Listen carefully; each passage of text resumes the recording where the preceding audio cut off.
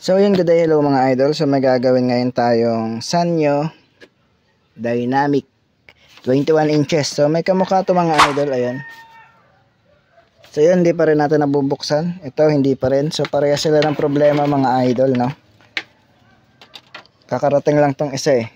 So magkamukha sila, sakto ito yung isasalang natin. So yan. Wala siyang power mga idol. Pareha sila ng problema, wala rin daw tong power. So pero hindi ko pa natetesting to. Ang sabi lang sa atin ay walang power. So ito naman ang sabi sa atin, binunot lang daw sa saksak. Then pag saksak niya ulit at inon, hindi na daw nag-on. Nung gabi na panooran pa daw niya, tapos binunot lang sa saksak, hindi na inop ito. So pag saksak niya daw nung kinaumagahan, hindi na siya mag-on. So pwede naman talaga mangyari yun mga idol, no? So buksan natin.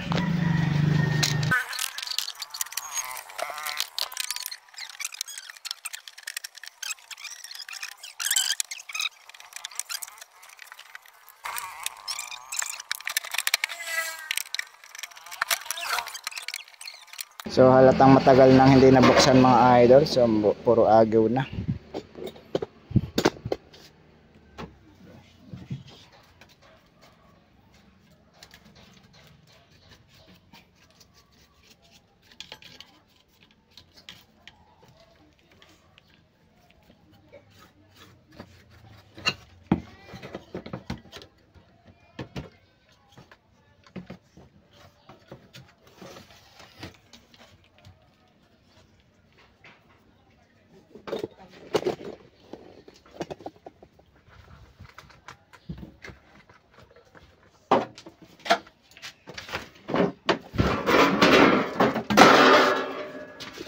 Tayo mag-repair sa kabila.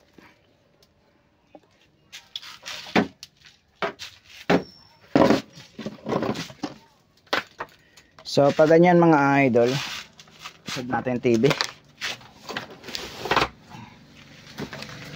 So pag ganyan, check agad natin yung secondary, no? Check muna natin yung fuse pala kung buo.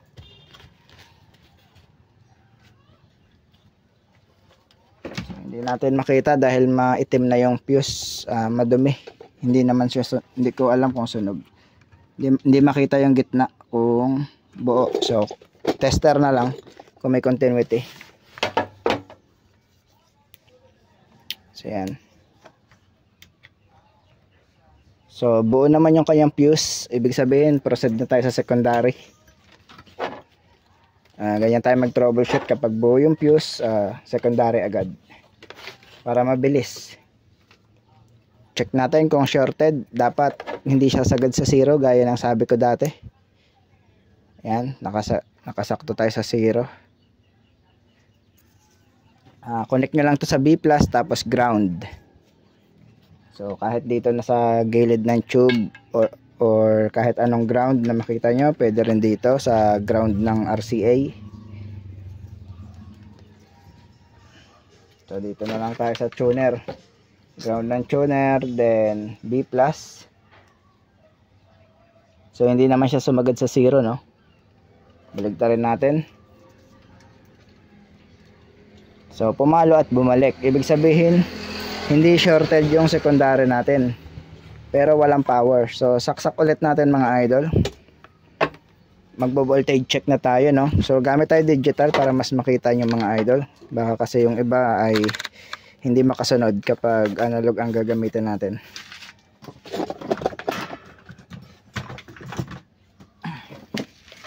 Para mas clear nyo makita yung voltahe kung ilan.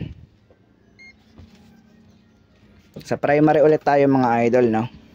Primary main filter capacitor. Kapag may supply doon, ibig sabihin hanggang cord okay na yun, no? Huwag nyo na i-check yung cord, para mabilis lang tayo mag troubleshoot. Kasi kung isa-isahin nyo pa, check yung cord, check nyo yung fuse, matatagalan lang kayo. So main filter capacitor. So yan, gaya nyan mga idol, walang supply ang main filter capacitor natin. Ibig sabihin umatras tayo mga idol, no? Pabalik tayo, bakit nawala ng supply? Balik tayo sa fuse or sa AC line or AC cord. Lagay lang natin to sa AC kasi hindi na siya dadaan ng diode, no? Bago pa lang siya dadaan ng diode, kaya AC pa tayo mga idol. Check natin yung cord kung okay. Kung may 200 ano, yan, meron naman siyang 241 volts. So tawid ng fuse.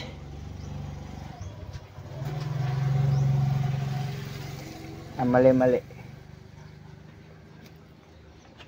So naka-off pala mga idol. On ko muna. So yan mga idol, naka-on na siya. So saksak natin. Check natin main filter capacitor. Lagay lang natin sa DC, then so walang supply ang main filter capacitor natin. So pag sa primary kayo nag-check ng supply mga idol, yung ground nyo ay nasa primary rin dapat, no? So wag nyo ilalagay yung ground nyo dito, no, kasi wala talaga kayo masusukat. So dito kayo mag-ground sa primary rin. So wala, punta tayo sa AC. Kung mayroon siyang supply, meron siyang 241 volts. Tingnan natin kung lumampas siya ng switch. Meron siyang 241 volts din sa switch. Nakalampas na siya. Check natin kung dito na tayo, kung tumawid ng fuse. Meron rin siyang 241, tawid ng fuse. Tawid ng coil mga idol, 239, 241.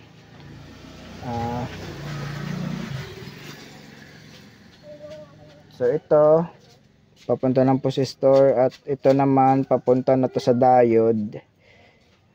Wag na natin alisin yung isang test probe natin kasi papunta ng diode. So itong isa may dadaanan siyang isang resistor. So yun, open yung isang resistor mga idol. Dito meron. So kita ba? Ilapit natin ha.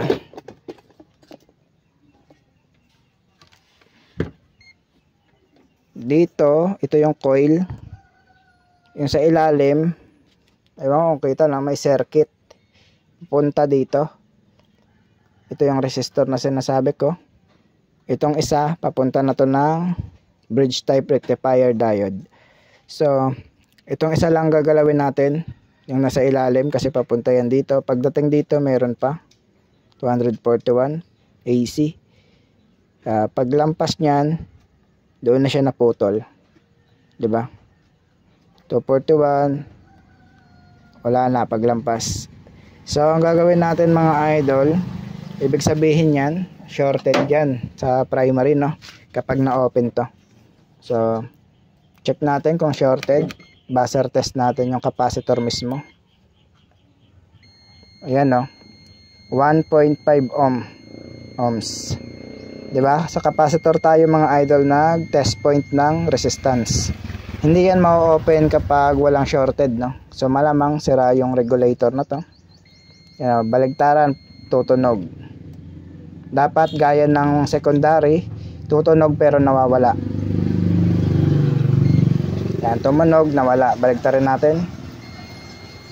Nawala. Tutunog tapos nawawala. Tutunog, nawawala. Pag binabaligtad-baligtad nyo, tutunog siya at nawawala. Yan. Ganon din dapat dito, no? Pero sa primary hindi nawawala, oh. Ibig sabihin shorted. Sa analog naman mga idol, baligtarin natin ha. Sa analog naman, papalo at babalik.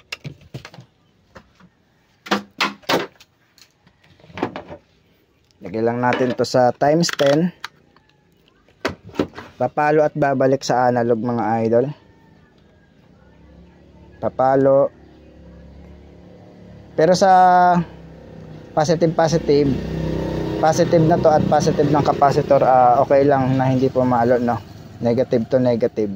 Pero dapat pag binaligtad natin yan, papalo at babalik. Yan. Kita nyo ba? Pumalo at bumalik. So ngayon, tignan natin tong primary. Kung shorted, kung sasagad ba siya sa zero. Sa secondary mga idol, papalo siya pero hindi siya sasagad sa zero. Yan, hanggang dyan lang siya, no? So sa primary, tignan natin kung shorted. Ayun o, sagad siya sa 0. Kita nyo ba dito? Yan o, sagad o. Baligtarin natin. Sagad pa rin. So hanapin natin kung saan ba siya nag-shorted. So malamang regulator to, no? So bunutin natin yung regulator kung may shorted pa rin.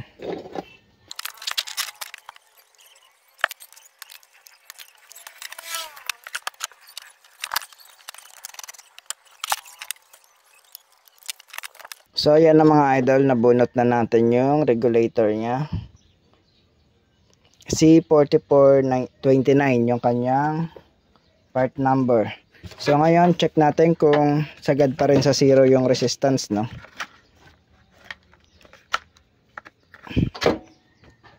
Check natin ha. Kung sagad pa rin, ganun pa rin yung range natin, naka times 10. Doon pa rin tayo sa capacitor mga idol. Ito. Sa main filter, mag test point ng resistance. So yun. Ngayon baligtarin natin kung papalo at babalik. So yun, pumalo at bumalik, no? So yun, okay na. Wala na siyang shorted.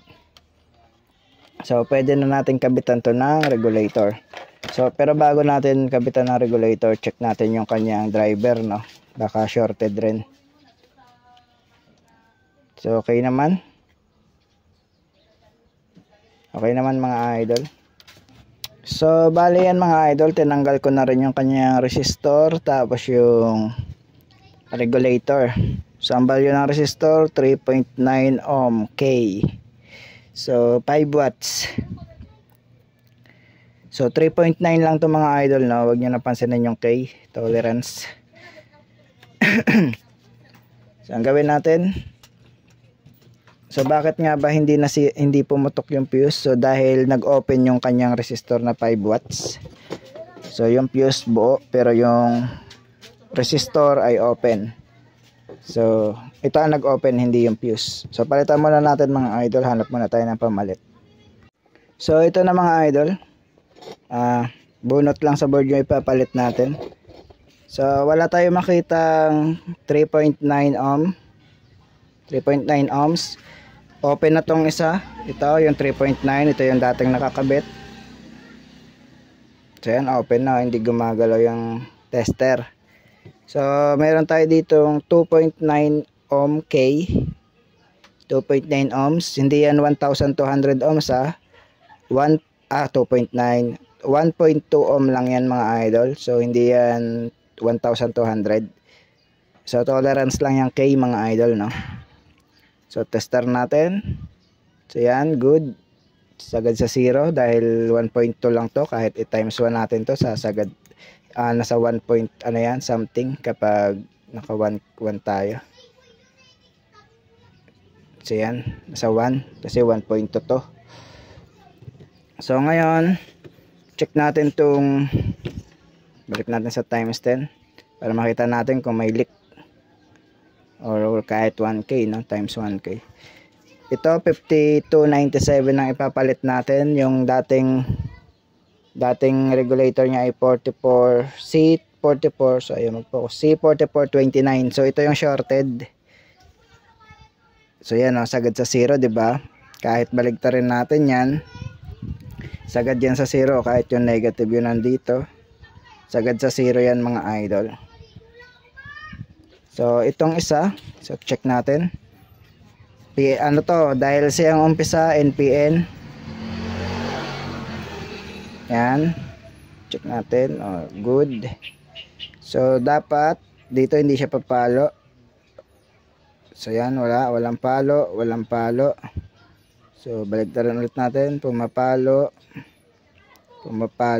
So good ang ipapalit natin kahit bunot lang. So try natin mga idol, kabit na natin. So tanggalin natin tong shorted.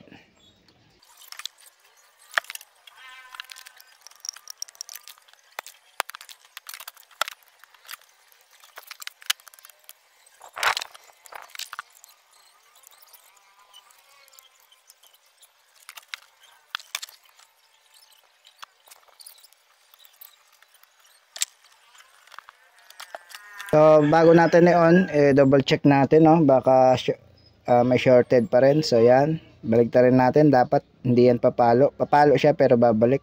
So yun, good. So pwede na natin tong i-on. Resolder ko lang to ng saglit dahil medyo lost contact konti.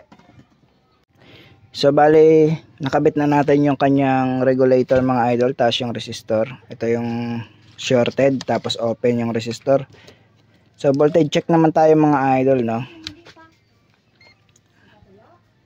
Voltage check tayo sa secondary. Ayan, sinaksak na natin sa ground, then saksak natin. So yan, may power na siya mga idol.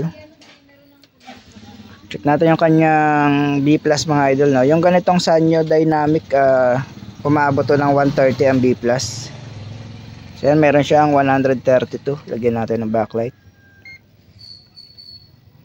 So yan, 132 ang kanyang B+. Sanyo Dynamic pala to mga idol, Ito. So search natin. Ayan, may raster na siya mga idol. May power na siya. So search natin sa Google, Sanyo Dynamic, kung tama ba tayo. So ito mga idol, 130 ang B+ ng Sanyo Dynamic.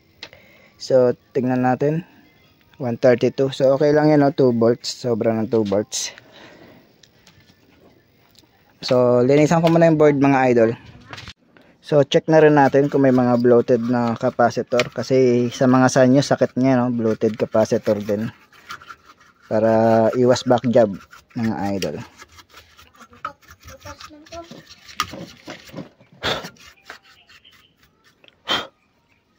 So tignan nyo naman, no? Ganyan katibay yung Sanyo. So sobrang kapal na ng agaw.